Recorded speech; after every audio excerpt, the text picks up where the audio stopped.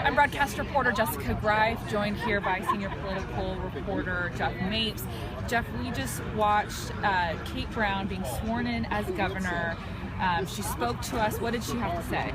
Well, I think the big theme of her speech was that she's going to restore public trust in Oregon, and the specifics she offered were that she's going to have legislation to toughen the ethics law. She also promised that she wouldn't accept any outside income, and nobody in her family or in her staff would accept any outside income for anything having to do with state government, which really sort of a little bit gets to the heart of the scandal that had faced John Kitzhaber and his fiancée Sylvia Hayes, who had a contracting business that involved issues before state government. Sure. It was quick. Yeah, usually when you have a gubernatorial inauguration, you'll get a speech text that's several pages long. This was not even 2.5 pages. It was over in 6 minutes, and it really,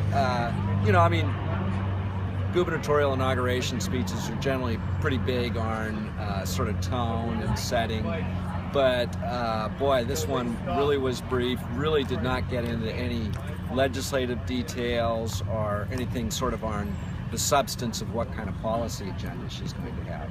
Sure. So what's next? Trying to figure that out? Well, yeah, that is it. I think she's going to spend a lot of time with legislative leaders figuring out, how she can mesh in with their agenda, what specific agenda items she has.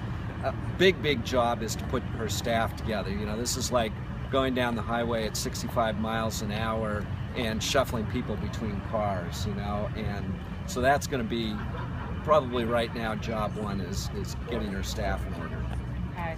And following anything else on Governor John Kitzhaber, former Governor John Kitzhaber? Well, typically when a governor is inaugurated, the person that he or she is replacing is there. Didn't happen today. To the best of my knowledge, he hasn't been cited in public, since he announced his resignation on Friday.